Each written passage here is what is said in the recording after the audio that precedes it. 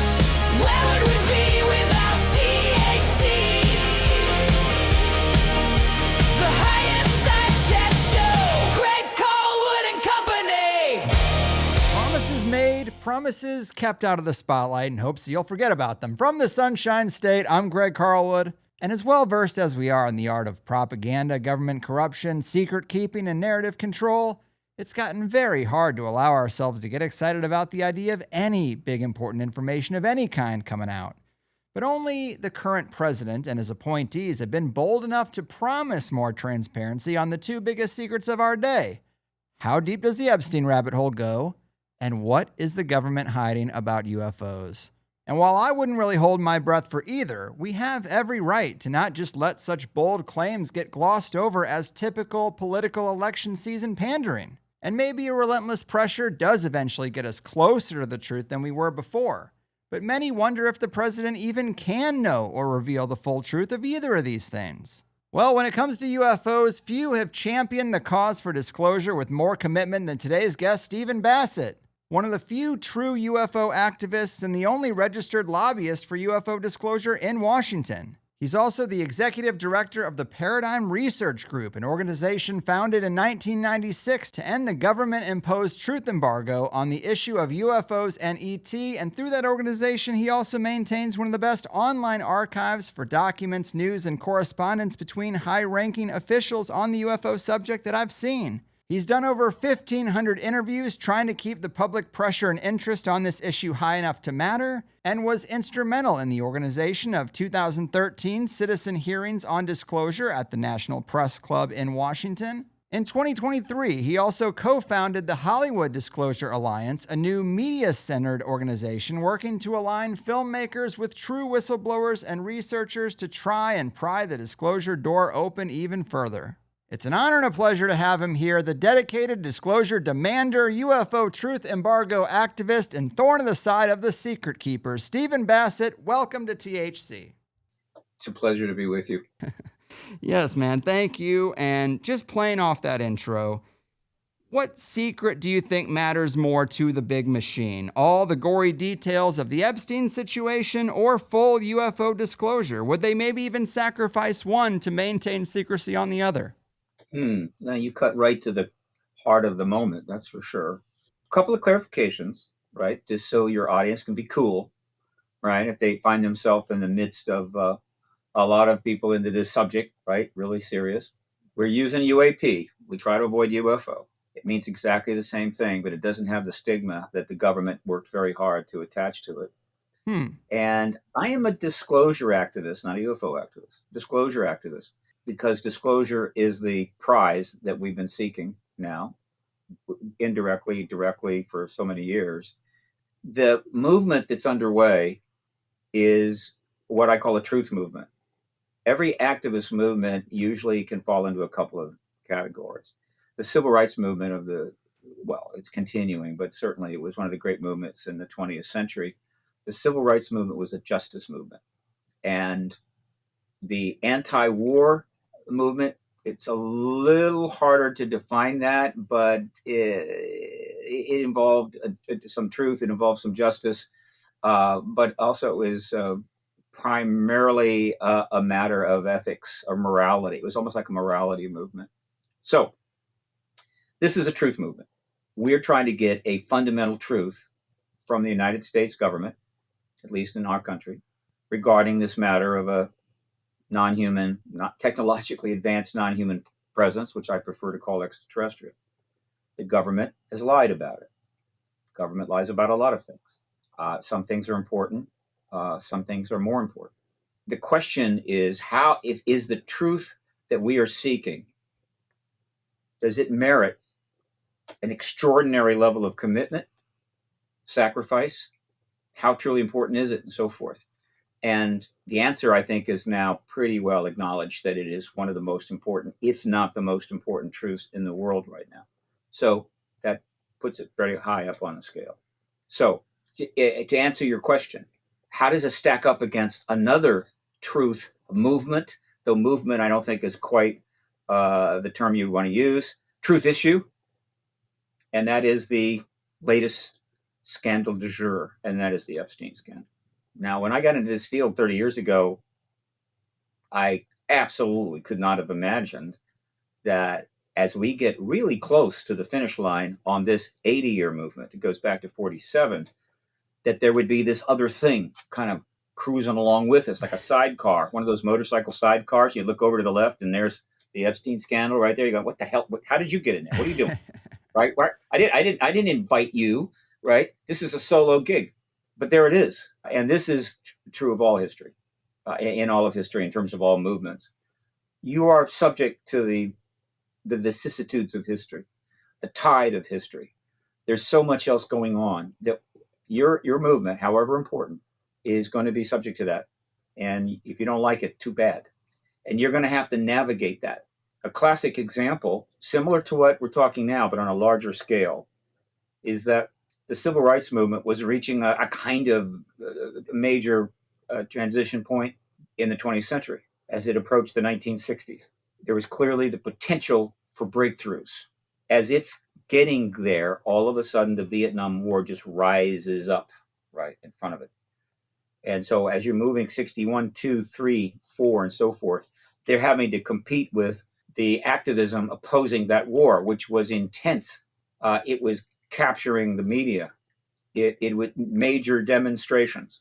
It's about as big as it got as far as my life. I've not seen anything quite like it. Well, we've got a similar problem here, right? This movement, which is 80 years on and near the finish line, is having to deal with one of the most dangerous wars of the in our time, which is the war in Ukraine with Russia, which has raised the specter of nuclear weapons use more than any other situation prior. All right, closest we came would have been the Cuban Missile Crisis of '63, and a huge political upheaval in the United States, which happens. Countries go through this.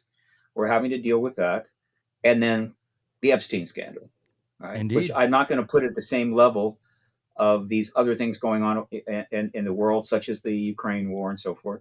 Well, that's my curiosity, is which one, UAP or Epstein, which do you think is a more important secret for the system to maintain? The truth about the extraterrestrial presence is the most important issue in the world today, as far as I'm concerned. And I can make the case for that and always do. So it is absolutely more important. But in terms of the strategy and how we're proceeding and how we can make progress right in the here and now, the Epstein scandal is more important. It's more important than the Ukraine situation. It's more important than a lot of the other craziness that's going on. And why is that? Because disclosure, as I defined it back in 2001, capital D, is the confirmation of this presence by the head of state, which I think most people would prefer would be our head of state. Mm-hmm. Right? Anything less than that is not disclosure. It's not some pilot coming forward or even an astronaut, that doesn't count. It's got to be the head of state, because if that takes place, everything else that needs to happen will begin to happen. Mm-hmm. All right. And that will spread, and you'll have other heads of state following suit. And in a short amount of time, the globe, our world, is going to be engaging this issue in a whole range of ways. And the world is going to come to know it's not alone. Right. Head of state, got to be that. And it'll almost certainly start with one. Given that, the Epstein scandal apparently is completely involving the president. Well, yeah, apparently and a it lot involves of other people. a lot. Yeah, exactly. A lot more than just the president, I think. But what I think it's just kind of curious, because the president and his appointees, not just the president himself, but the Epstein file and the UFO file, we're very used to politicians just ignoring these things entirely. We've come to terms with that. But when you promise you're going to release the two biggest secrets available, well, I don't know if people are going to go away quietly. And there are some researchers who say there's an overlap between the two, because the reason we don't have disclosure is because certain people have been compromised by those who want to keep secrets. And thus, with blackmail, you can keep anything a secret. And there is a curious element to that, because it wasn't just politicians. Epstein was very involved in the scientific community. And who knows how deep it goes really, but it is kind of interesting that there could be an overlap or some blackmail element to keeping people from coming forward. All right. I don't want to give this scandal that much credit. All right. It is clearly a monkey wrench thrown into the engine here, and it's an issue, and we're going to have to deal with it. But the fundamental issue of disclosure goes all the way back 80 years to 47. It's been an established policy of the United States government that this would be withheld for a very long time. It was a national security matter. A lot of very fine people who were serving us both in the military and in our intelligence agencies supported this policy for reasons that can be justified. So I wouldn't give it that much credit. It is a problem now, but I assure you, it doesn't really have anything to do with the government's decision to still not be willing to end this embargo, what I call the truth embargo, right? Which means supporting the president to do it. Right? Because again, it has to come from the president, and the president's got to be supported. There has to be a platform established, which has been established. But what it is a scandal of this magnitude is literally dominating. Well, it's dominating a major portion of the media. And it involves key people that would be involved in the disclosure process. And so it is both a distraction. It is a distraction. So in that sense, what do you do? Right? What do you do? If you're an activist and you're trying to get that one matter resolved, you're trying to get the president of the United States to confirm this, and it's long overdue. All right. And it's right. We're practically there. We're almost at the finish line. So much has been done. You've heard me talk about that. I'm sure others have. The list of things that have happened in the last 7 years that did not happen in the previous 70 is a very long list. We're practically there, but the world's a complicated and a dangerous place. Now, there is a connection, though. There is a connection, which maybe you saw this as well, between the two in a way. One of the reasons we're going through this extremely difficult, trying time in American politics, American governance, and so forth, is because trust in government, fundamental trust in government, or the United States, right, and its Republican democracy, has fallen to levels which are very much dangerous, if not lethal. Yes. It's like you can only lose so much blood, and then you just die. You still got some blood left, but you're dead. And one of the reasons that the trust has fallen is because of major decisions by the United States government to lie about matters of importance. And generally those have been previously, we've had major lies associated with wars that most people know about. And certainly the Vietnam has got to be right up there. There has been a lot of manipulation, and I think lying from politicians as the election and electoral process has decayed to the point where what you have to go through to just become a representative or a senator or even a president is so massive, requiring billions of dollars to run an election, 20, $30 million to win a House seat, 100 million to win a Senate seat, and so forth. The process is brutal. And so the people that are seeking these jobs are having to push the absolute limits of truth and even confabulate to try to get there. So all of this has undermined trust, but probably history will come to understand that the truth embargo regarding the ET presence, which starts in 47, played a major role. Why? Because for the government to keep the truth embargo in place, it didn't have to just kind of lie once.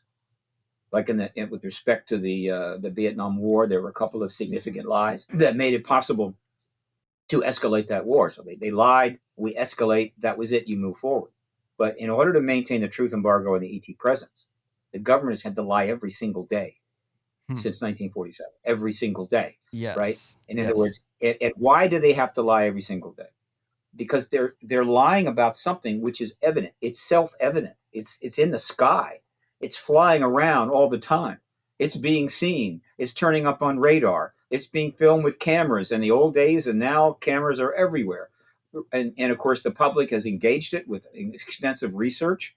They've come up with documents. They've come up with witness statements. They've analyzed cases and on and on and on, building up this massive tranche of evidence that points to the truth of the matter, which is we have a non-human presence here, almost certainly from other stars, but non-human presence. Now, I'm curious why you make that assumption. What assumption?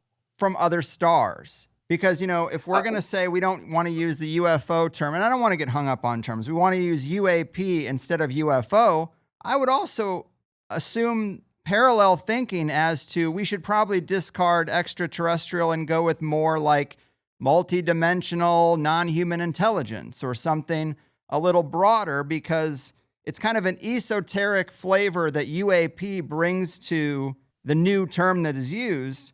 And I think that same broader esoteric flavor should be brought to what these beings are, because I don't know if they're just humanoid creatures from another distant planet, because everyone who says they know the truth about this stuff says that the truth is so epic and so bizarre and so mind-blowing humanity couldn't take it.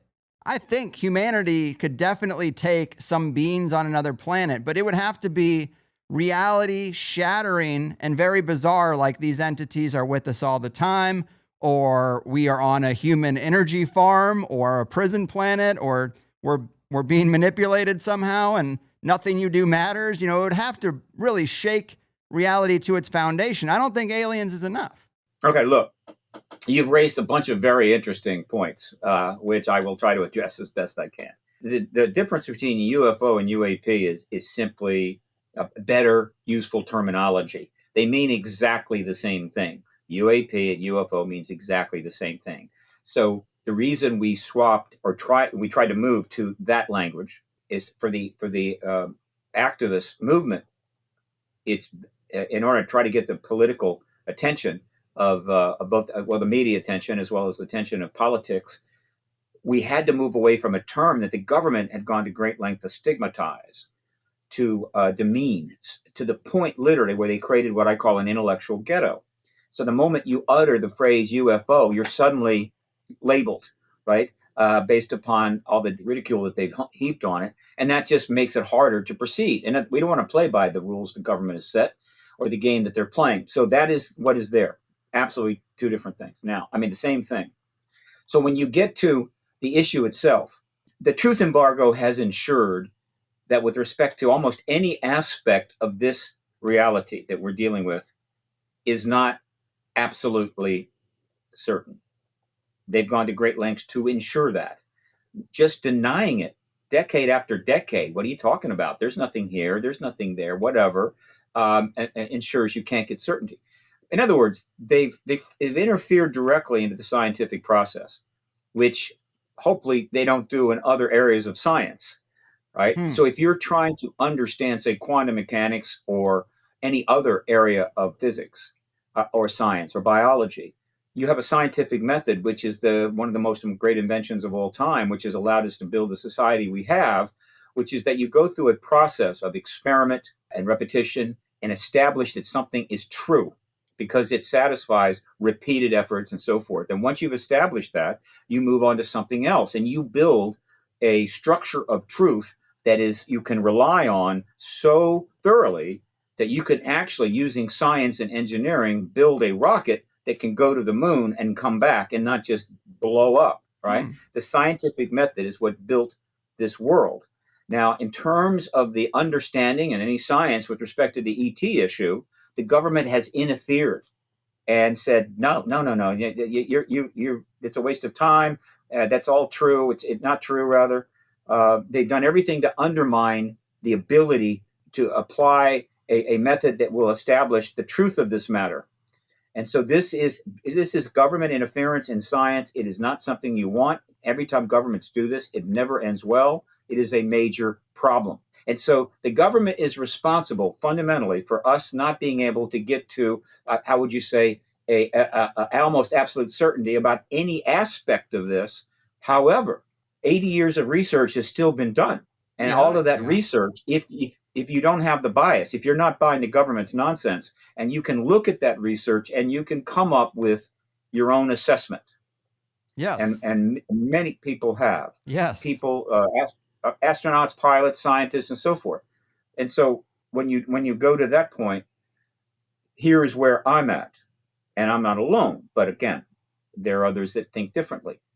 I believe the evidence points to extraterrestrial, meaning from other systems.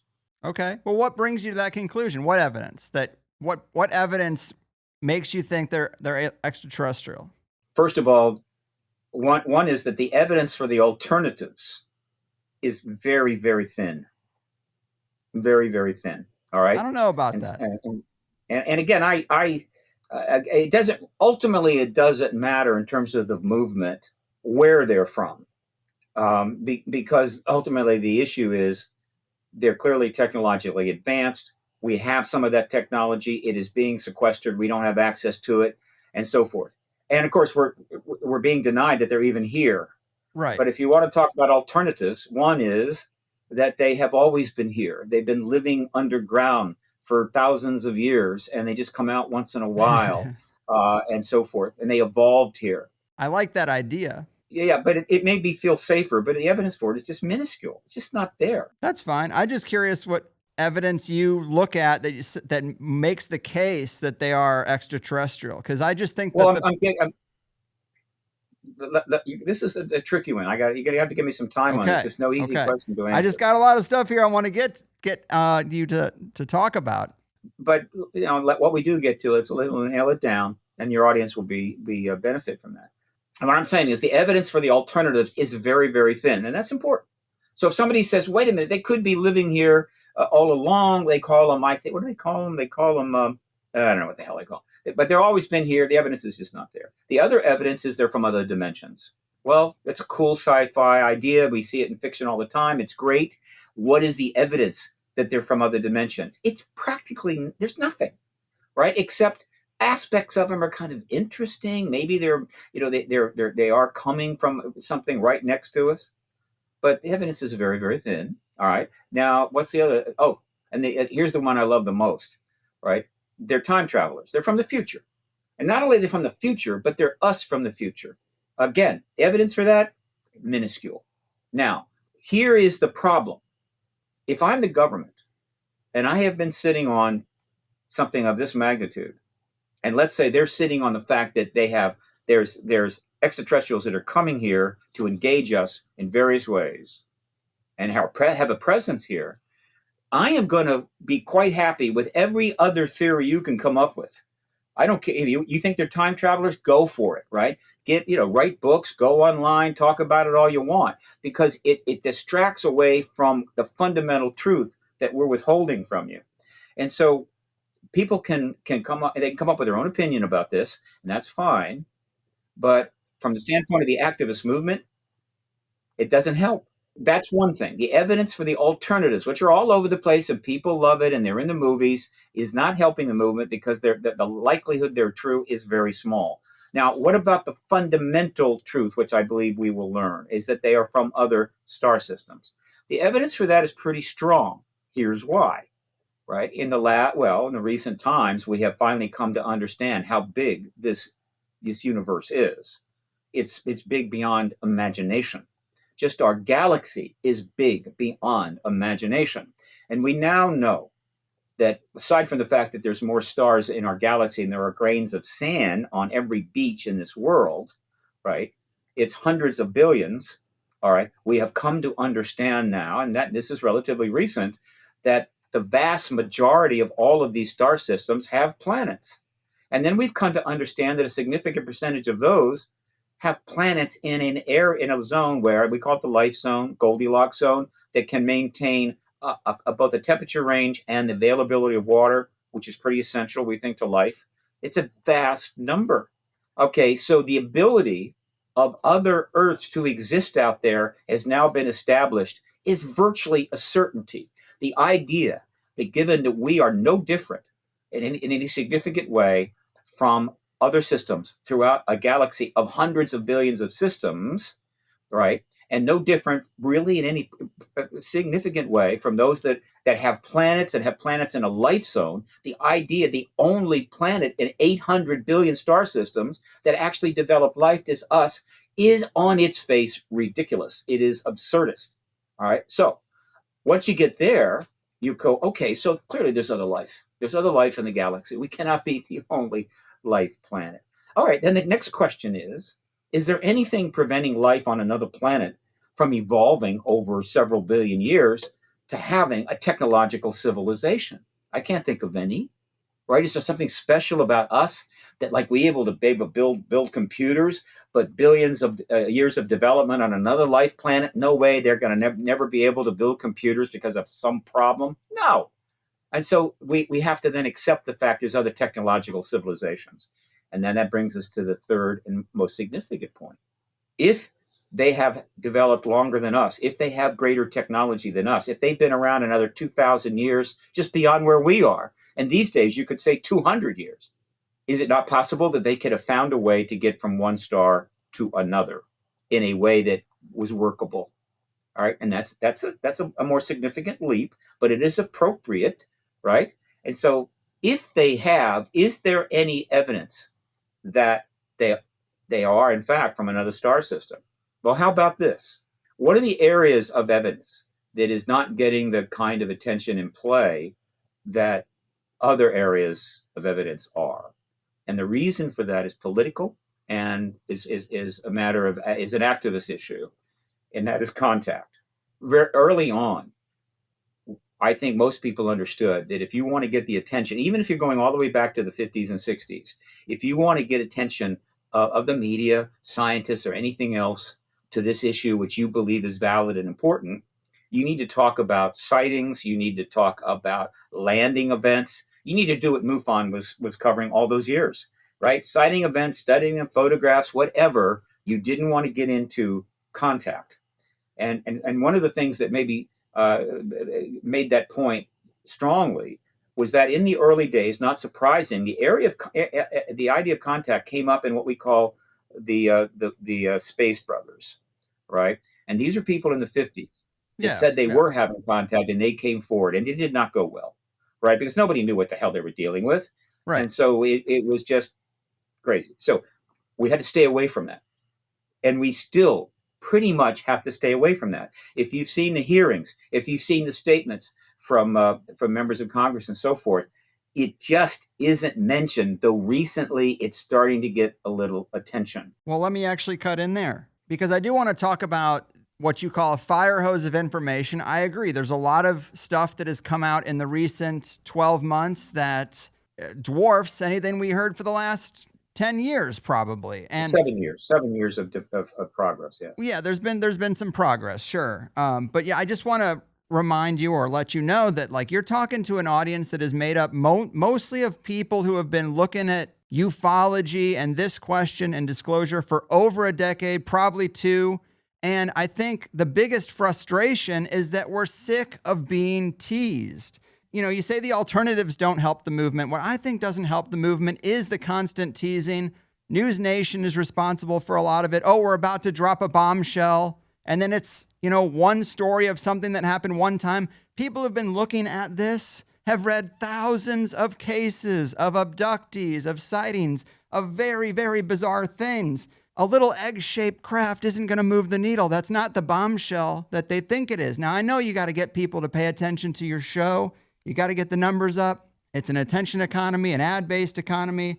I understand, but it's the teasing that has taken a lot of people out of this. You know, your whole thing is, as a lobbyist, you're trying to drum up support. You're trying to drum up interest. You're trying to get pressure on the government that's so strong they must reveal what they know. But there are people who should be on the forefront of that have given up because after 2 decades of teases, we're just sick of it. And, you know, I don't want to throw you under the bus, but if you look at your own Wikipedia page, it's full of like George W. Bush is going to be the disclosure president. Obama's going to be the disclosure president. Biden's going to be the disclosure president. A lot of people are like, stop jerking me around. Stop emotionally manipulating me.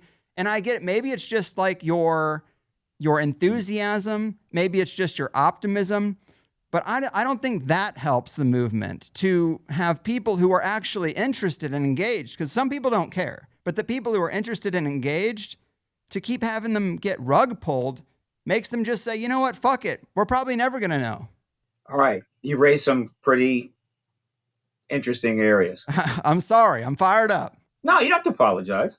If somebody gets into the activist area on major issues, you're going to have to deal with a lot of stuff like this. That's the way it is. Let me tell you, the civil rights movement, you can imagine what those people went through. It was brutal.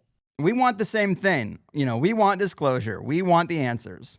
In order to really address this, and by the way, the Wikipedia page that was put up, which I'm going to have to deal with, and I've made some progress, but that was put up by a skeptic, one of the group of individuals in Wikipedia that think this issue is nonsense, and they decided to go proactive.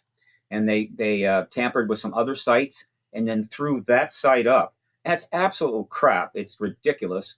It's grotesque, and I'm going to get it fixed.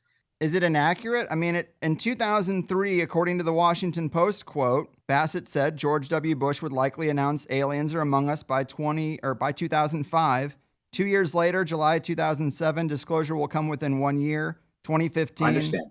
Obama is likely to be the disclosure president. I know Wikipedia hit pieces are very common. Half the guests I have Wikipedia hit pieces.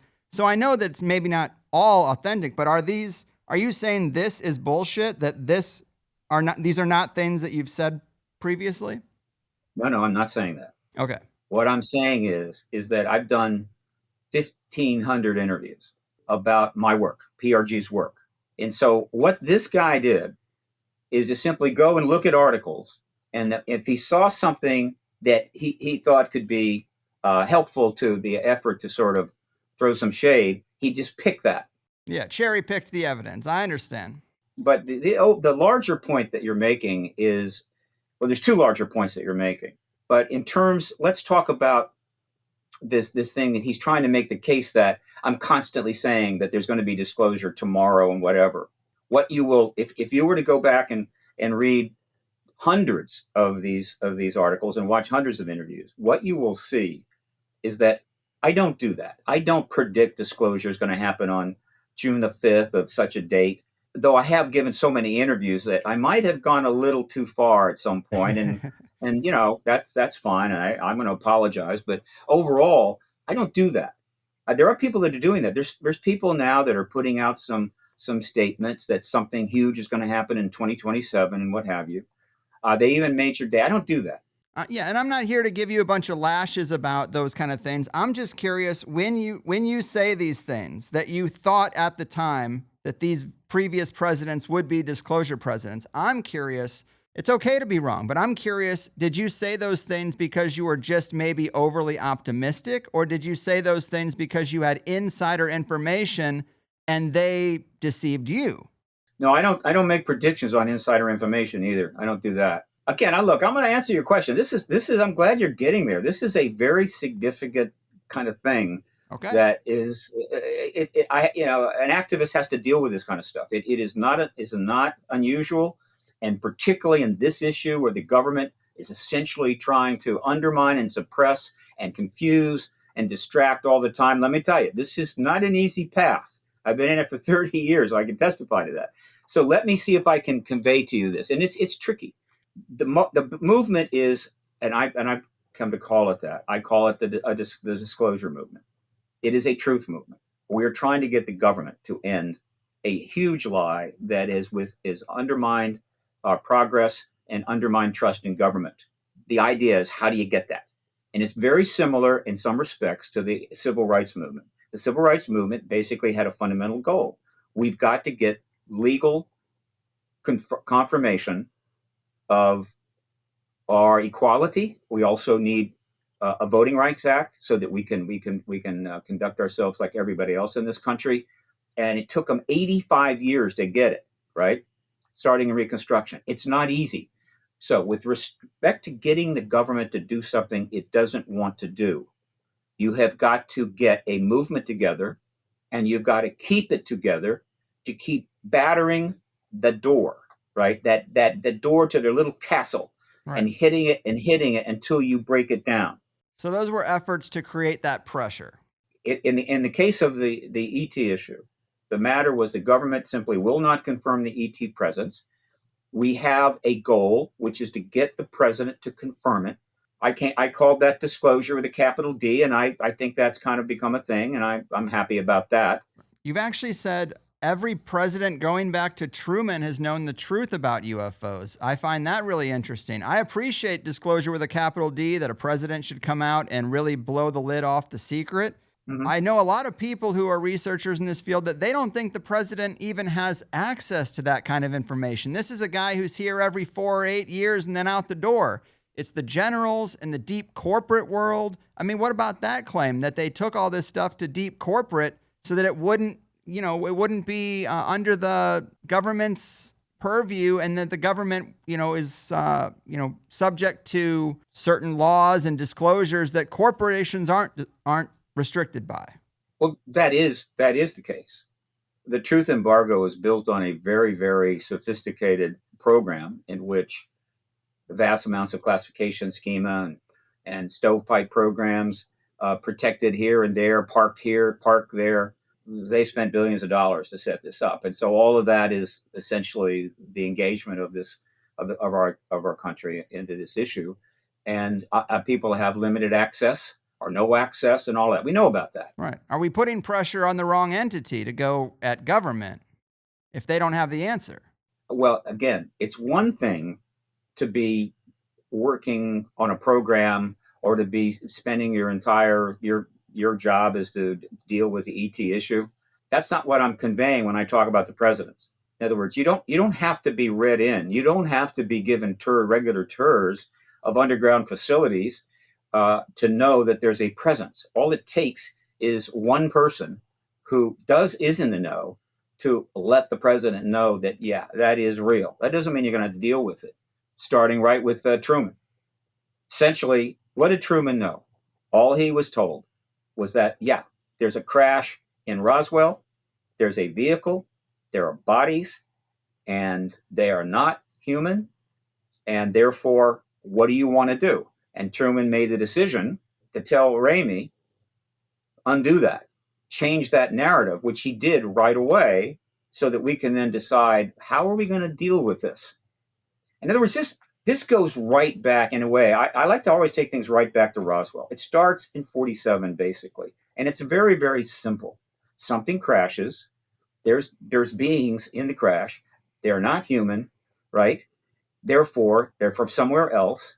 So right at that moment, there might have been moments prior to that. There might have been some people that learned about this prior to Roswell, because you've got a crash maybe that occurred in 1933. But in terms of really getting into it, the beginning of it is Roswell. And that's it. It's very simple. And so Truman knows that. Does he know anything else? No, he doesn't know anything else, but he knows that it's real.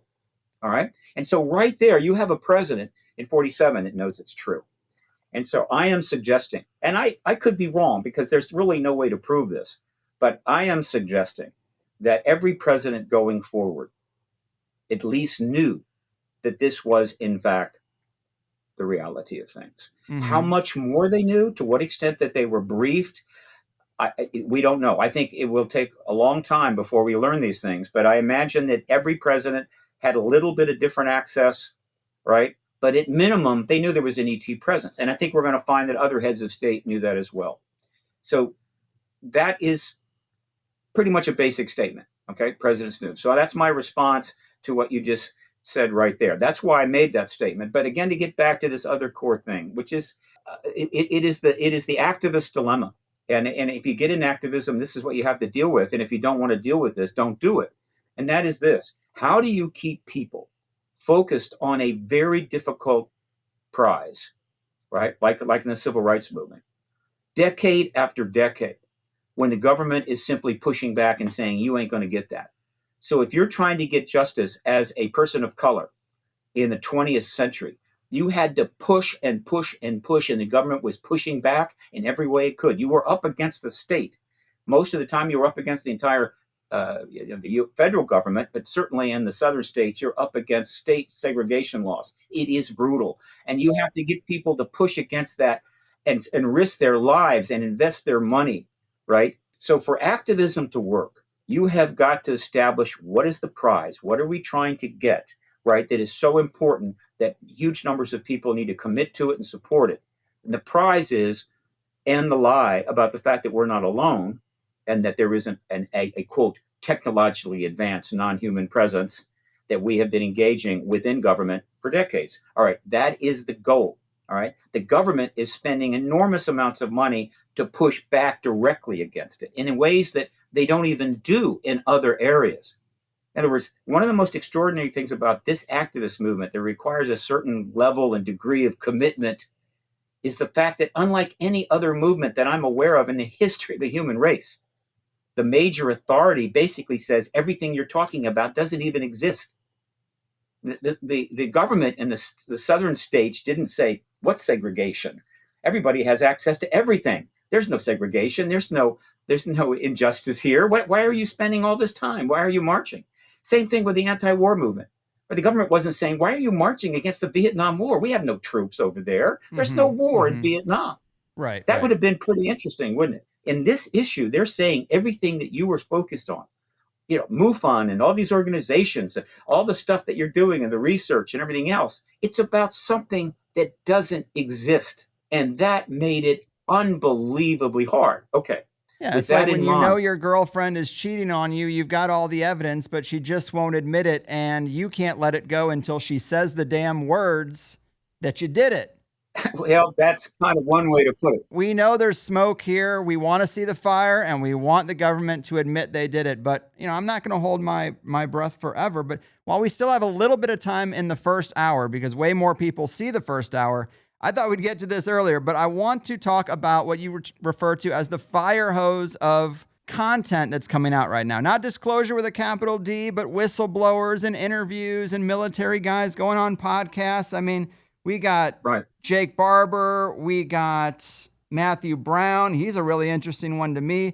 We did have a public hearing in May that didn't get a lot of attention mainstream-wise, but I thought it was significant because Dr. Eric Davis was asked by Representative Eric Burlinson of Missouri, who is piloting these crafts. That's the meat that I want to know about. And he actually said there are 4 known species operating on Earth: Greys, Nordics, reptilians, and insectoids. And Burlinson said that he was previously briefed on those races as well. To me, that is pretty bold to be saying at a public hearing, though I heard this a decade ago. It's just like, well, what mouth does it come out of, So sometimes I think we put too much emphasis on that it has to come from the top down, because it may never. But I want you to tell us a little bit about, having been in this for so long as anybody, what has come out so far this year that has really kept the charge alive? Because you can get burnout on this issue. What is the most exciting stuff we've heard so far this year? All right, let's define your fire hose first. I don't call it a fire hose, but what I have said is that we hit an inflection point in 2017. And that inflection point, you could define it as the emergence of the To the Stars Academy, but frankly, it was in fact what members of that group did shortly thereafter, and that is provide stories that put the New York Times into this issue in a major way. And those stories were published in December of 2017. Another tease and fizzle out. No, I would disagree, but let me just Right, make a right, larger right. For the point. sake of, getting to the good stuff. Yeah. So that was the inflection point. And from that point forward, there has been a steady progress in this issue that we've never seen, And it has taken us to where we are right now, which is we're closer to disclosure than we've ever been, as far as I'm concerned. And that's, we could spend a couple of hours talking about all the reasons for that. But nevertheless, is an extraordinary 7 years. But let me make one key point. One of the reasons that those gentlemen and one lady came forward as part of the Stu the Stars Academy, one of the reasons that and these people were all, their careers was in the military intelligence complex, right? They were part of the inside, for sure. And they come forward, some risk, retirement. Now, they're not doing this while they're under the payroll of the government. You had former CIA, top people and so forth, like Semivan, whatever. One of the reasons they made the decision and came to come forward to do what and launch what has now led to this 7 years was all of the effort of all of the researchers and some activists, all of the people, mostly, these are basically regular citizens, the previous 70, going all the way back to 47, from Keogh on forward, right? And Hynek and McDonald, huge effort for 70 years to try to get to a point where these people who have worked inside the military intelligence community, have the credentials, could come forward and take this to the next level. The sacrifice, the crap that they went through, the demeaning, all of that, having to live in the intellectual ghetto that the government has built, they made it possible for those people to come forward. And so when you talk about, people getting burned out and they don't like to be teased, all I can say is I get it, right? But look, the people that are upset about being teased are not the ones that have put in the work. It took 70 years to get us to that point. This is not easy. This will be looked at and hit by history is one of the most extraordinary activist movements ever, right? That finally led us to a point that is one of the most important events in all of human history, and that is disclosure. Now, once we crossed that inflection point, things started to pick up and more people started getting in, and we started to see it expanding. We were able to penetrate the media at a level never before. Finally got the issue right into Congress, started getting members of Congress addressing it, speaking publicly. We got 4 tranches of legislation. Prior to then, there had never been a single active legislation. We've had 9 or 10 hearings, some of which are briefings, but 2 full-on hearings. Prior to that, we'd only had 2 small hearings in the 1960s, which were really not significant, though we're glad we had them. It took 53 years to get to the next one, right? 55. So you had 4 hearings. Media exploded. In the last 7 years, I have put up on my media archive on my website 7,000 media articles, triage from small and fluff and stuff. 7,000 legitimate mainstream media articles in just the last 7 years, right? Someone could go read them all. And If you start in 2017 and read these articles, you can literally see the development of this whole thing coming out of the media itself. Yes, it is an impressive archive. I love spending time on the Paradigm Research Group's website. I actually have a couple of questions about some things I found there. But just since the beginning of this year, what has disclosure done for you lately? What have you been excited by in terms of what has come out? We had the hearing in May, maybe something there. Any of the various whistleblowers that are talking now? Because we know about Grush. We know about these things, To the Stars Academy. This is years ago. Since the beginning of this year, has anything really charged you up that you've heard from a whistleblower? Oh, of course. Let's hear that. 2025. Well, we ended 2024 on an interesting note, and that was the November 13th hearing that Mace held.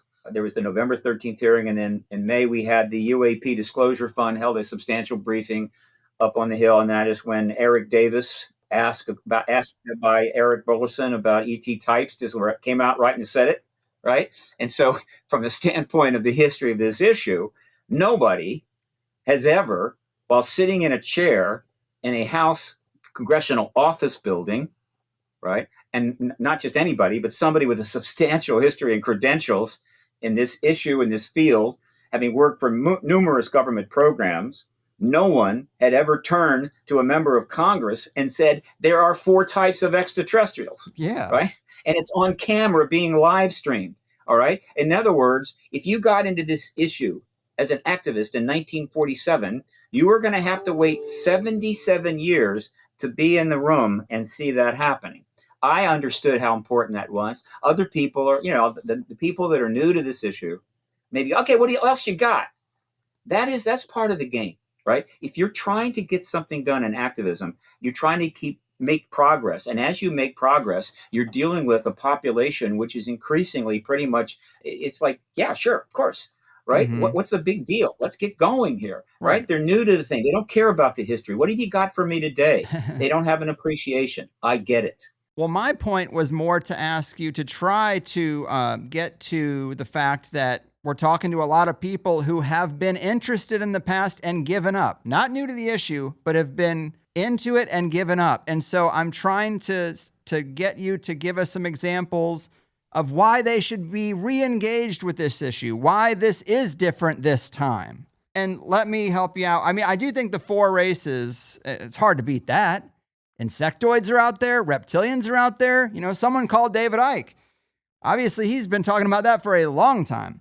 But Matthew Brown's testimony, very, very interesting. I shouldn't say testimony. I should say his interview on a podcast with George Knapp and Jeremy Corbell. Not exactly testimony, but this thing where he's talking about Immaculate Constellation. He does this 3-part interview, and then afterwards, he goes on this Twitter rant at Elon Musk with some really curious imagery. Now, earlier you said the evidence for alternatives to the fact that they're aliens from another planet is thin.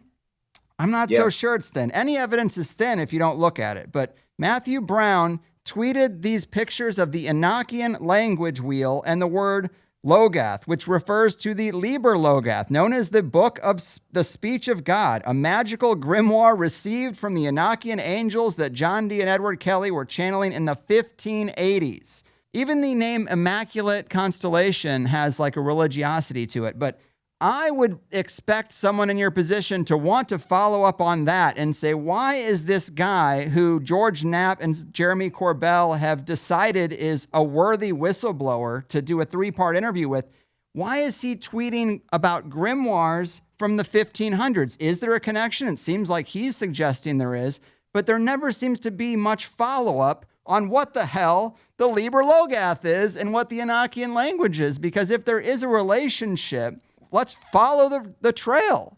This guy laid out the trail. I want to know what that's about. I mean, don't you find that to be pretty captivating? Okay. I have a response for that. I want to preface it. Look, if you can, try not to interpret my response as arrogance. I'm not noted for being arrogant. Okay. Right? I'm pretty easygoing, and I respect other people's thinking and views and whatever they want to do with their life and so forth. I'm not interested in that stuff. It is fine. There are hundreds and hundreds of threads and more of them developing now because this issue is opening up. People are willing to listen to it. We've got a massive media engagement of this issue like you can't imagine 40 years ago, 50 years ago. Certainly the podcast revolution has changed that. And so in terms of engaging the issue, more people are engaging this issue in more ways by magnitudes than going back in time, which means that you got all kinds of stuff going on.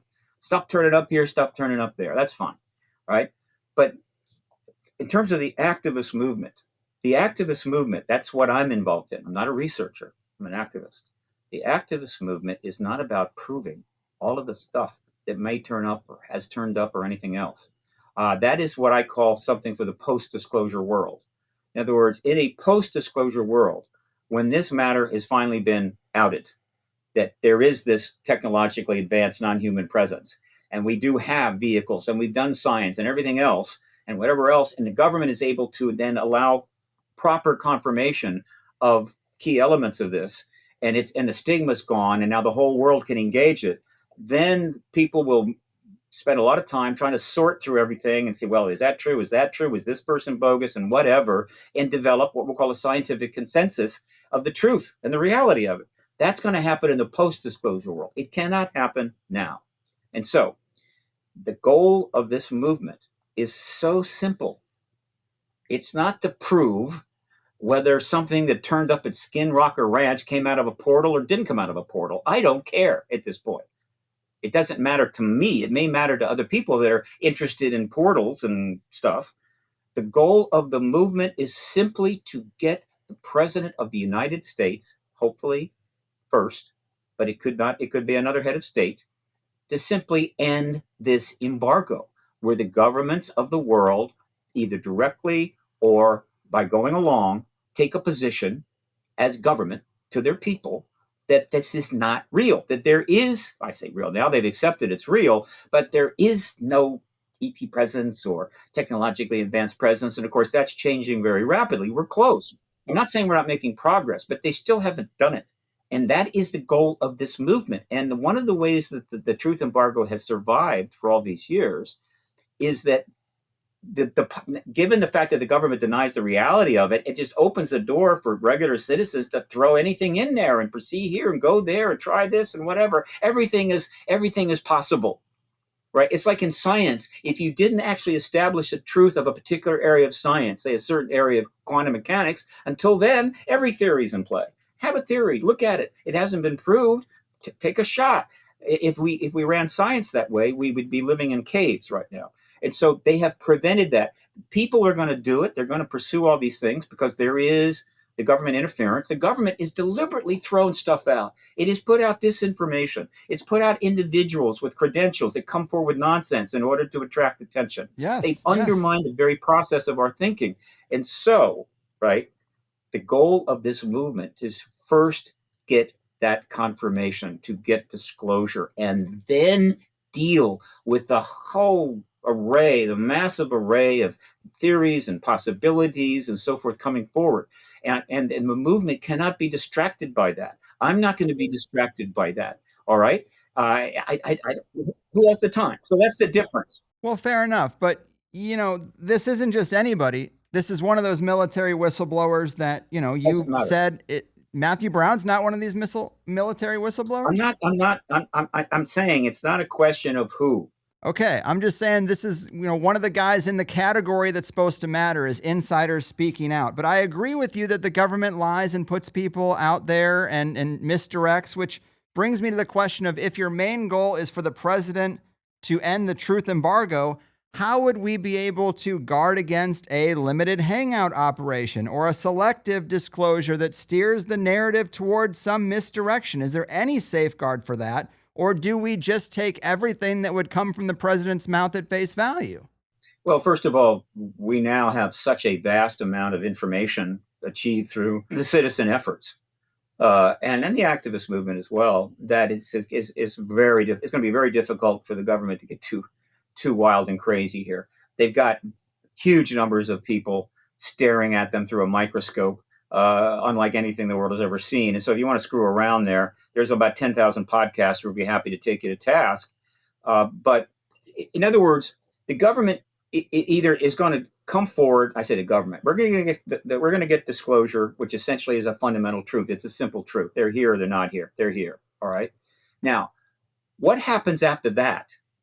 In other words, say the UAP Disclosure Act, which has been resubmitted for the third time, passes, and we have this whole structure for getting information out and into the public domain, as described now. You probably are aware of it, going back, which is a very important development, the UAP Disclosure Act. And that starts bringing information out and so forth. That's good.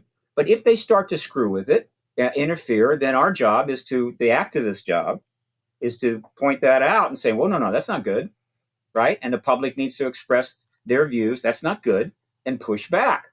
Yes. If the government, let's take the extreme case. One of the things that's been out there for years, and the government is happy to let that go on, is the false flag.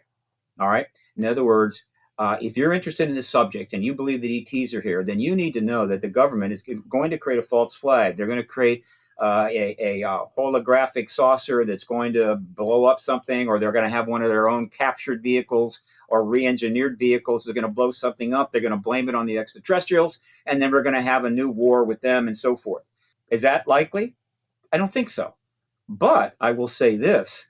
If some idiot somehow sells that in the Pentagon, somehow sells that to the Undersecretary of State or something, or Undersecretary of Defense, and they start to move in that direction, I believe there will be huge impact within a pushback within our own national security structure, are you out of your mind? And if it starts to emerge into the public domain, you're going to have the public going, what are you talking about? So, in other words, the activist movement right now is about getting disclosure.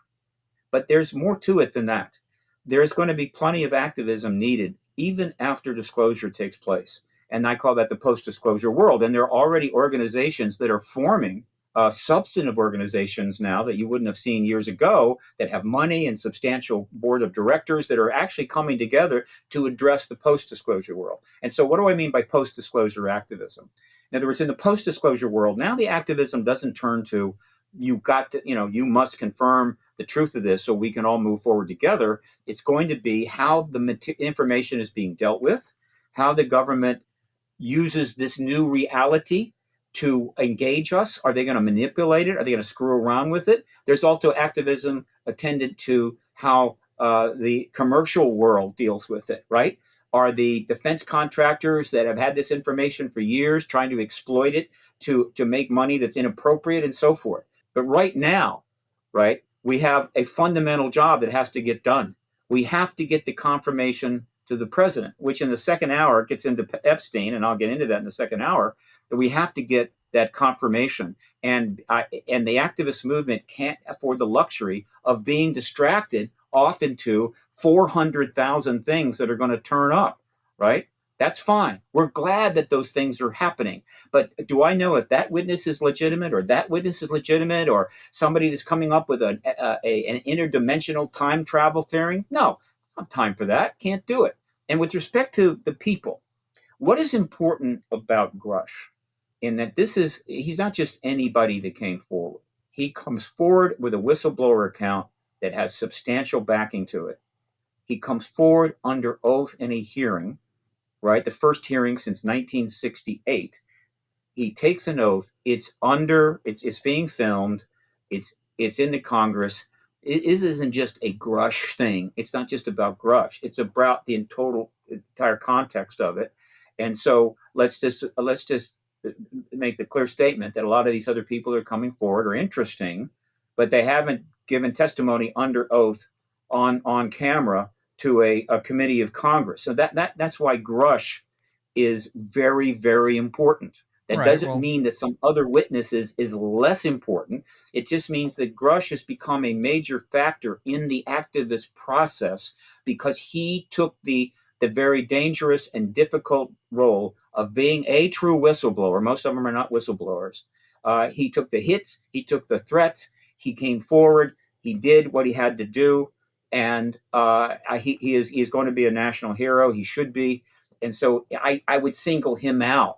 That doesn't mean I demean anybody else. But he, again, is someone who doesn't have firsthand knowledge. He heard from a guy who saw some stuff. I like David Grush. I like that he came out. But when it comes to people who give their testimony to Congress, they're selected. You know, a lot of people have great testimony and don't get the opportunity to get that stage. So if you were going to try to deceive, you would just carefully select people who were outside enough, like David Grush is, to still not really confirm or deny very much and be vague enough to be able to control the narrative even still, which is what I think kind of happens there. You know, and I just wanted to throw this out because, you know, you said that you're an activist, not a researcher. I respect that. That's fine. We all have a role to play. But isn't it only by doing the deep dive into the full scope of that research that you can even assess if official disclosure is truthful or deceptive? You know, isn't it having the knowledge of the greater corpus of ufology and high strangeness and interactions and abductees? Isn't it knowing all that stuff the barometer by which you can actually assess that if the president is being truthful? If you were to get your disclosure moment that you seek, you have to know that other stuff to even properly assess the disclosure. Okay, look, we need to do more interviews because you are one of the few people that I have interviewed with now, and I've done a lot. It really pushes and tries to get into stuff and bring up the issues in an intense way. I love this. We need to do more of this. And let me acknowledge, this is not a simple subject, right? And so I need to be grilled like this more. It will sharpen me up because I'm getting of an age where it's a little harder to stay sharp all the time. Now, let me answer your question. The understanding, what the understanding that we do have of this phenomena comes from the work of hundreds and hundreds of, well, maybe thousands of people who have done research over the last 70 years. And so as we try to address it, it's not like, well, you got to know everything that all of these thousands of people have done, and you have to be able, no, you rely on that research, right? That research, in other words, I try to assess the research that's been done, what's helpful, what's not helpful, as to consider the activist process. But overall, that research has been done and it's pretty good, but the government denies the issue. So what? Okay. But I get the point. The thing that I think is important to convey about David Grush is, of course, as I indicated, the fact who he was and so forth, the fact that he testified before Congress under oath. With respect to the fundamental story is this: David Grush was working for Arrow and I think carried over to the task force. That was his job. He was involved in dealing with this issue, assigned to do that as part of the organization set up, by the way, which is very significant, right? Another example of how the extraordinary progress we made in the last 7 years. And so while he is in that capacity, he is appropriately contacted by people who are firsthand to this issue inside.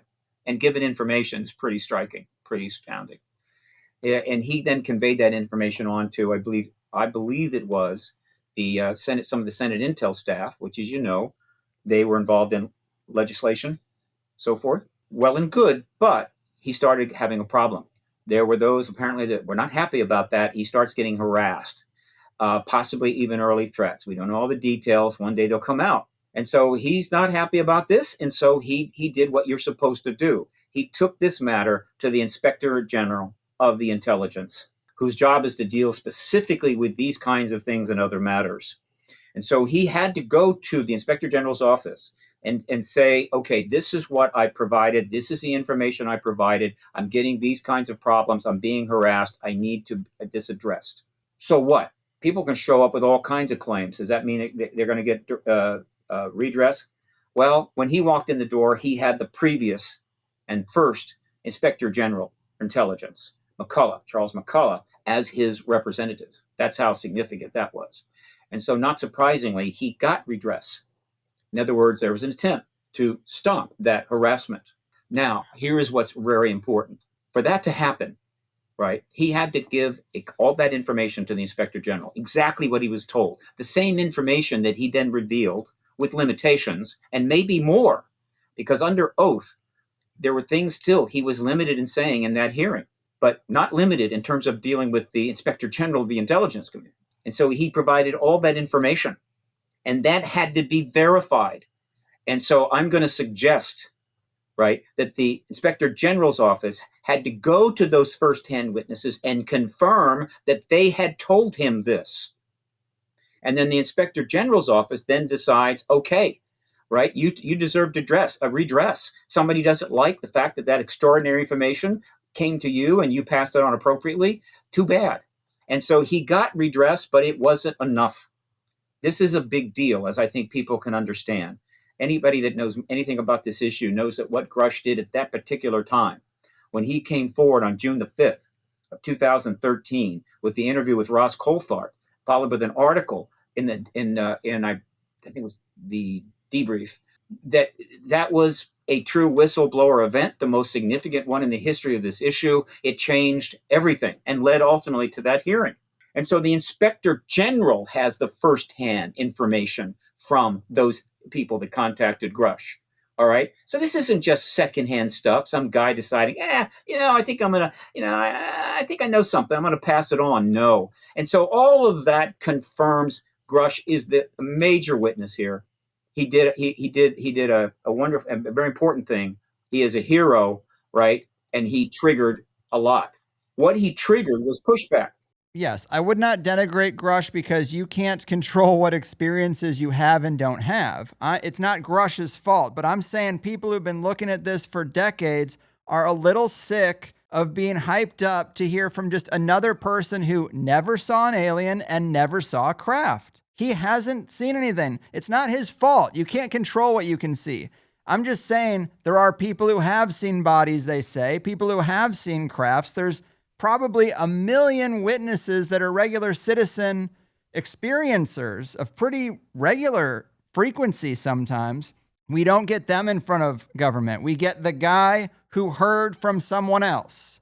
I'm not saying it's his fault, because again, you can't control what you experience, but you have to understand the frustration from people who are getting excited about such things only to hear, oh, here's another guy. Did you see a body? Well, no. Did you see a craft? Well, no. Did you see any tech that would be non-human? Well, no, I didn't. But I know a guy who did. Well, where the fuck is that guy? Get that guy in the room. You know, it's not your fault either, but this is the frustration that we have. Like, life is short. I'm 40 years old now. I've been looking at this stuff since the 3rd grade. I'm going to die in a couple decades, and I don't know how much further we'll be. You got to feel the same way. You've spent your whole life on this. Look, no, I haven't. I've spent 30 years. Look, the people that want this and want that, all I can say is get involved. Get into this. Do what you can do. Join the activist movement. Support some of the organizations. Whatever. If that's what you want, go get it. Right? But it's easy to demand, hey, I want it this way, I want it that way. Why aren't you doing this? I want to give it, serve it up. I want dinner. I want to be served at 7 a.m. I want a certain kind of meal, whatever the hell. No, I get it. They're frustrated. I can't invest much in that. All right. The government wants them to be frustrated. It's gone to great lengths to frustrate the hell out of them. But let me get back to Grush. He's not just somebody, right? I'm saying that we know enough to know that what he came forward was secondhand testimony that was confirmed by high-level people in the intelligence community that talked to the first-hand people. Now, yeah, we would love to have those first-hand people working on the craft, right, that initially approached Grush to come in and testify under oath. But we also kind of know why that can happen right now. And so, again, people... Look. Well, let me go further. Let's not talk about the disaffected public that is tired of getting pieces of this information and wants it now, but some of which have never invested 1 minute of their life in trying to get this done. Okay. It's out of our hands, Stephen. It's out of our hands. Like so many issues, you vote for one guy on the left or the right, team red, team blue, but it's really out of our hands. But I appreciate your dedication to the issue. I hope we are near the finish line. I hope being near the finish line doesn't mean another decade. I hope it really means this presidency, this is it.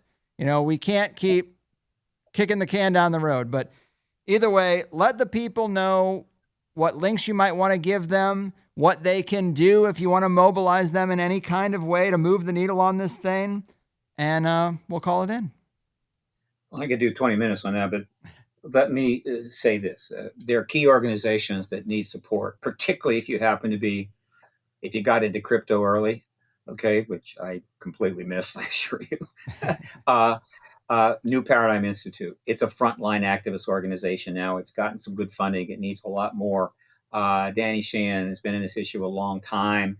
NewParadigmInstitute.org, support it. The Soul Foundation is a scientific think tank founded by Gary Nolan, a really great guy. They are doing important things. Support the soulfoundation.org. Check it out. The UAP Disclosure Fund and the disclosure. There's 3 organizations that just merged, right, to pursue this issue, particularly in the political realm. And they're operating now. The 3 are operating under two names. UAP Disclosure Fund is the nonprofit, and I think UAP Disclosure Action Fund is the 501c4. Check that out. UAPDisclosureFund.org. I think you can immediately find that. Very important. MUFON is taking a bigger role and is embracing this situation now, moving from, I guess, its pure research status into activism. They even hired a lobbying firm. MUFON definitely support it if you can. Paradigm Research Group converted to a 501c3 nonprofit last year, so I'm now nonprofit 501c3, paradigmresearchgroup.org. I'm looking for funding to hold the next X conference after 15 years. So love to see some funding for that. I need about 20,000 to actually trigger the process and select the dates. You've got the Hollywood Disclosure Alliance, which is now about a little over a year old. It's now got 220 members, and it's all about trying to help make the content that's going to come out well funded and accurate, and try to get the UAP world together with the film big shots so you can make the content and get a story right. So that's something we're supporting. It's also a 501c3 nonprofit, Hollywood Disclosure Alliance.org. And this is just some, right? There's just so many things that are coming out and developing right now that could use your support. It's not hard to find them. Just go online. But mostly support the members of Congress that have done what almost few have ever done, is take the issue on head on, speak to it. And that's Burchett, Burleson, Mace, Luna, Moskowitz, Schumer, Gillibrand, Warner, Rounds, these, and there are a few others. Go out of your way to support these people. They have done something that other members of Congress simply wouldn't do. Stephen Schiff tried to do something, God bless them, but they have taken it to another level. And it's not an easy road for them. It's not like everything is great now that they've addressed this issue, right. But nevertheless, they have, and they're sticking to it. This is the kind of leadership we need from both sides of the aisle. We're ready to take on an issue of this power and importance and not worry about whether it's going to be a problem for their political career. And they're doing the job. We need more members of Congress to join them. I think that'll happen. And understand that all of this progress we have made in the last 7 years is during one of the most difficult political eras in this country, one of the most intense political battles, contentious, partisan times of our history. Some people say it's unprecedented. In spite of all of that, none of which really has anything to do with the UAP issue, this issue has continued to advance year to year to year. And so I'm suggesting that people that are frustrated and tired of being teased or upset because, this witness is not getting enough attention, or why is this fraud out there? Focus on the progress that we've made. Focus on how much has been accomplished, and know that all this other stuff will get sorted out if we can just get into the post-disclosure world where all of the restraints are pretty much off and the truth now has a full field of play. And that will make it easier on all of us. Though I know that the controversy is good for the podcasters, and that's fine with me because I totally support the podcast world, I assure you. Right on. Well, hell of a pitch. I'm sorry if I was a little heated up today. I've been listening to it forever, and I just want more. And I know you're not the guy who's responsible. It doesn't all lay at your feet. I can't hold you responsible for disclosure not happening. But let's be a little more measured about the hype. I want it to be accurate this time because I'm not going to get burned again. But I appreciate your time and your dedication. Thanks for spending the afternoon with me, and take care. I enjoy it. Let's do this again. I love this. Okay. All right, another one in the bag, and this one with a legend in the disclosure space, Stephen Bassett. And don't worry, I have calmed down now, but I get it. Yeah, I was fired up during that. And the thing is, I very much enjoyed Stephen Bassett's work over the years. I've listened to so many interviews. I encourage him on his mission. But after we got about 30 minutes in and I looked at the clock and looked at my outline, I thought, man, I'm really going to have to get him to try to answer some of these questions a bit more directly, or we're never going to get through even a quarter of the stuff on this outline. And, I had a good path planned through several different aspects. I definitely wanted him specifically to talk about for your sake. So I try not to over plan, but man, he was just taking the scenic route on getting to answering some of those first few things that I asked. And maybe the Epstein file analogy wasn't the best to come out of the gate with, but I thought it was a fairly simple question, and it's actually kind of deep when you start to think about it. What really would they rather reveal? If they had to reveal one, what is a bigger threat to the system itself? Depends on what you think is in those files, right? Both files. So I guess it's kind of an interesting one, but For a guy who's done as many interviews as Steven has, I just thought it was a unique way to jump into things, and I think I still do. I just didn't expect it to be a recurring theme. And obviously, I laid a lot of my ufology frustrations at Steven's feet, which isn't really fair at all. It's a mixed bag, really, because it's obviously not Steven's fault that we don't know more about UFOs, or UAPs, I mean, and government's involvement in the whole thing overall. Clearly, he has nothing to do with why there's such a frustrating crawl of information. But he does bear some responsibility for the overhyping and the repeatedly over-optimistic predictions and declarations that he's made. I understand the need to drum up support and interest. Like I said, those who were interested or have been interested early have gotten sick of the false promises and being strung along. And it's a fine line, though, I guess, between generating interest in something and keeping that interest alive when there's just so much competition for the public's attention, and overhyping something that just ends with more disappointment and people checking out. Obviously, that's counterproductive to the mission. It's probably really hard to thread that needle. So I understand that, even if it didn't sound like I did when we were getting into it. I do think Steven is a character, though. I appreciate his intention, but I just figured he would maybe have more to say about the phenomenon itself, or, what we have heard, the details from the whistleblowers that have come out, and how to assess them with the corpus of material that we have learned about for many years. I don't know. But if your primary goal is capital D disclosure, then I think you probably should do a little more independent research so that you have an idea of what they even have to disclose. But he's certainly dedicated. He's done a great job archiving a lot of great UFO history stuff when it comes to the Lawrence Rockefeller saga in particular.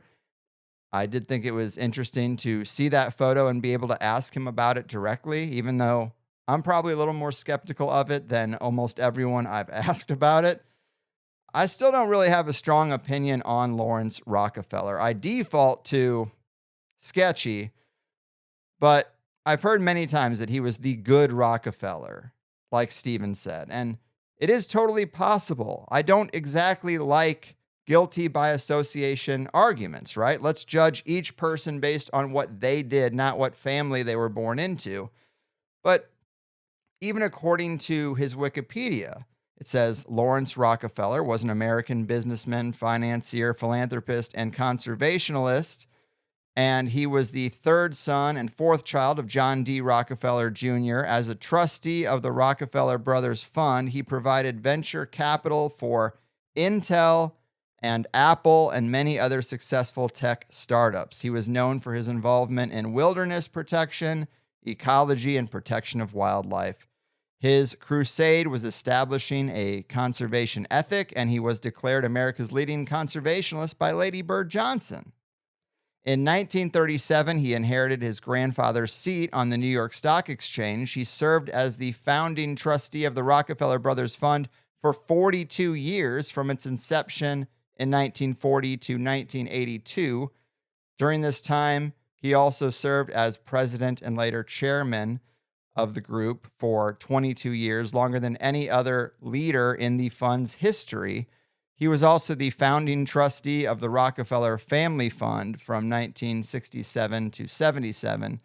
Through his resort management company, Rock Resorts, Inc., Rockefeller opened environmentally focused hotels at Caneel Bay and St. John, the Virgin Islands, some properties of which were later turned over to the Virgin Islands National Park, but also Virgin Gorda on the British Virgin Islands and Hawaii, contributing to the movement now known as ecotourism. Well, it's a nice thought that it was just about getting people out in nature. I wonder what the locals in all those scenarios thought about building giant resorts on their land. I don't know.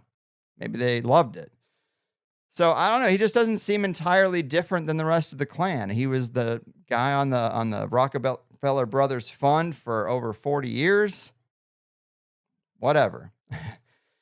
But in the time since we recorded this and the time it's going out, there has been an okay sized development. I'm not going to start overhyping things now saying a big development, but Senator Luna was on the Joe Rogan Experience talking about UFOs. Again, she's seen pictures, but that's it. To me, that's just not enough to be doing interviews about. At least bring the pictures if you're able to talk about them and you've had these briefs on them and stuff. Are we doing this thing or not? Basically, I'm getting fired up again. But I was talking to Isaac Weishaupt about this interview, and I did not pay much attention to it, barely skimmed it, tried to just look at highlights of what was talked about. Well, Isaac said she mentions Enochian, so now I have to go back. She says it a couple of times apparently, and Joe just glosses over it. So I have to go see what she was trying to get into that he didn't take the bait for. But it is funny that I started with the Epstein UFO dichotomy because she's supposedly in charge of both files, as Steven said.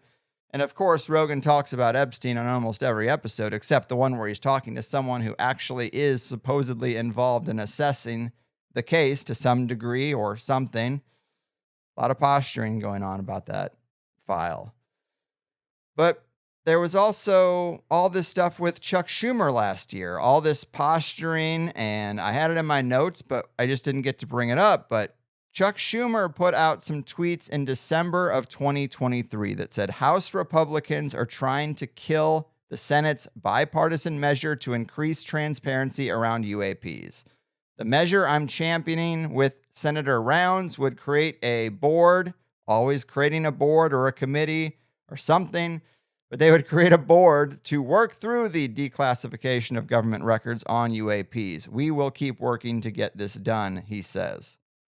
And I checked. He hasn't tweeted about anything like this. He hasn't used the term UAP or UFO since December 2023. It feels like the Epstein thing. When the heat is on one party, the other party pretends that they're doing all they can to reveal it, and they're being blocked by the other side. It's like a little game they play where they don't really ever talk about it when they're in charge. But when they don't have the means to do anything, then they grandstand about saying how we got to get this out and we would do it if we could. But we know that's all bullshit. Another thing Stephen Bassett has commented on a lot that we didn't get into the show was the Jersey drones. He's convinced they were non-human.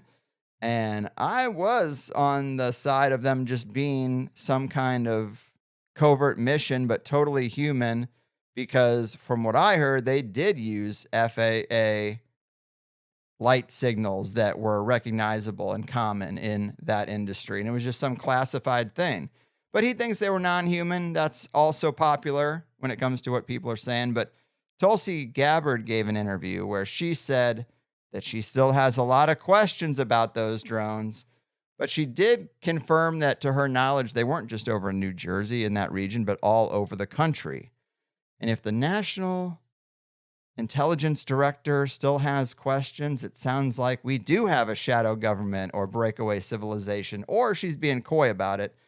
But that's what I think has happened with a lot of this administration. They talked so tough on the podcast circuit, made a lot of bold claims, and now that they're in the position, they're like, well, I mean, I said I would do this thing, but it's complicated, guys. It's complicated. Yeah, funny how that works out.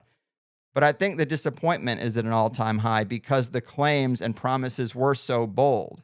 Again, like if presidential nominees and candidates just basically ignore these things, well, we've gotten used to that. But the bold promises is where it's like, hold on now. Anyway. Yes, I know I was a bit tough on Steven, but I started by giving him all the room in the world to make his point, and eventually I just had to shorten things up, especially in the Plus show. I know, I kind of lost it, but aren't you guys also annoyed with all the we're almost to the finish line talk? Because it doesn't seem to ever really get to any kind of finish line. The smallest micro movements are gushed over way more than they should be, but I guess Stephen is doing all he can do, and I thank him for his service. It is not his fault. If you like the first free hour and are curious to see where things were going, in the second hour, we talked about various other distractions that might be getting in the way of UAP disclosure, activism, and public engagement, and why they're crucial to this effort, the pros and cons of the current political climate from a disclosure perspective, the involvement of congressional members in UAP issues. We talked about, the senators from Florida and Missouri, my two common places that are in my history. We just need a San Diego representative to get in the mess. But yeah, apparently they are all being assigned the files of all the things we want to know. And it's just right around the corner. Although saying there are 4 alien races on the record is pretty bold. We heard that years and years and years and years ago, but still, it's on the record now. Now, and hear me, now I'm sounding like these guys who are celebrating the littlest movements. I'm just trying to find some silver lining, you know? It's been a long time waiting for something to actually move on this. Anyway, sign up for Plus. Support truly independent and ad-free alternative media, blah, blah, blah, thehighersidechats.com. Okay, enough qualifying for me. Let's go to the meetup calendar. August 27th, we got an event in Black Rock City, Nevada at the Moonlight Collective Lounge. September 7th, LA at the Trails Cafe. September 10th, Dayton, Ohio at the Canal Street Arcade and Deli. And then September 15th, going back to Gail Brath's Ale House, Auckland, New Zealand. Gotta love it. Great. Go to highersidemeetups.com for more details, or to RSVP, or to make your own local event. And of course, we cannot go until we've talked about the last show. This is the one with Soraya Azkath of Where Did the Road Go? It's been bouncing all over the place, but right now I'm looking at a 4.4, a little rough, and that's fine. I just don't know what percentage of the audience knows of Soraya's show. I thought it was higher. Or how many people have been listening to this type of content, you know, the paranormal stuff, long enough to hear us go back and forth on various names in the field and not need added context, because I would assume that is why the ratings are low. And some people probably just don't love the paranormal episodes. That's fine too.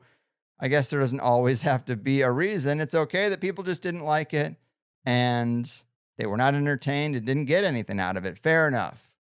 But I do feel a kinship with these people who have been riding along with me long enough to now almost be the OGs of this space, because the real OGs, the ones I consider OGs, are dying or they kind of gave it up. It is what it is. I guess I'm just an old man now, along with Soraya. And I had a good time. I get why it would land in the sure, that was fine range. But either way, we try to dip our toe back into paranormal, but it's just one of those things, we don't solve it. So we can either talk about the subculture itself and the major ideas within it, or just get more stories. I like doing both, but not everyone feels like I do. And that's basically all we got going on around here. Thanks for listening. Join Plus if you want more. Support 15 years of ad and sponsor-free, uncensored, and uninterrupted interviews. You know how it goes. I'm getting out of here. Your move, disclosure deniers, UAP, government gatekeepers, and truth embargo enforcers. Your fucking move. It's been too long to hurry up and wait. Some sort of big reveal should have been here by now. Are they really from space, or some sort of demons? And give us some reason for all those dead cows. Disclosure's coming, so they say. The higher side chats doesn't play. We don't want it sugar-coated, give it raw and right away. Endless misdirection, never-ending search. Crack open all the archives from the lodge, the stage, the church.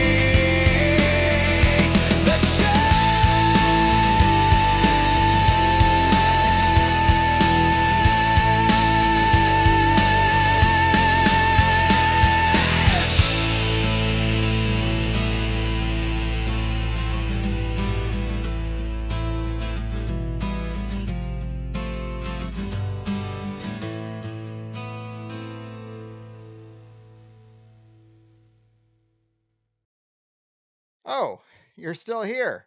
I thought we were done. Well, there you have it. Another great entry into the deep and robust THC archive that goes back over 15 years at this point. Peruse it all at thehighersidechats.com and take advantage. And now that that interview is over and we're winding down, I can talk to you a bit more casually about what it is we do here. Because again, you just heard or watched the first hour of a 2-hour interview on a show that has gone to great lengths to stay outside of the ad sponsor monetization model and instead opted to maintain true independence through subscriptions only. Over time, I've done a lot to improve the Plus member experience and tried to keep convenience and quality of life in mind, which many paid offerings sadly do not do. But let's talk about some of the details that tend to be on people's mind when they consider making the leap. So if you are someone who just listens to the audio, as the show has been for many years, we have the same long-running THC Plus subscription for $8 a month, 5 new shows a month, and the full archive, no seasons or breaking it up in weird, sketchy ways. We have a great on-site player with all the bells and whistles. You can download full episodes and listen offline. And there is a lively comment section and a 5-star rating system on each episode page, so I can see what Plus members tend to like best. We also found a way around the annoying need to put in your username and password when using the private RSS feed in many of the podcasting apps. Now we have your subscription data built right into the link on the My Account page. Just copy it and paste it in pretty much any podcasting app and you are done. If it ever freezes up on you or stops loading or anything, you can even regenerate yourself a new URL on the same My Account page. It's an upgrade that truly does make it much easier than it used to be, and we even take it one step further. When you first sign up for a membership, we send you a welcome email that includes that link. Again, you just copy it, paste it, boom, you're in.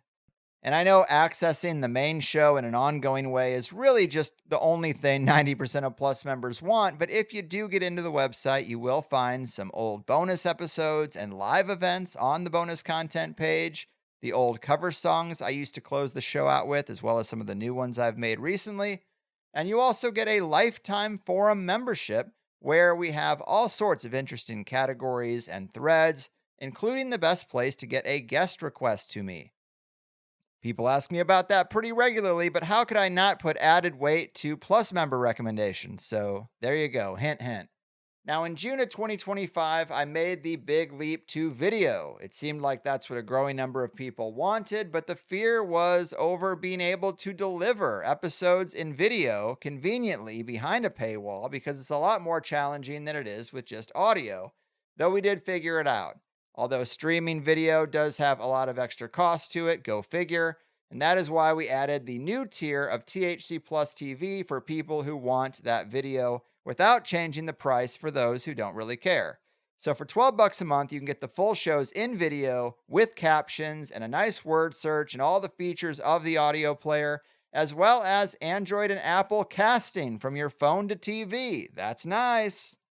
I also sweetened the $12 tier with one other important feature that has ongoing costs to keep updated, and that's a Clip Genie archive of all THC episodes going back to the beginning.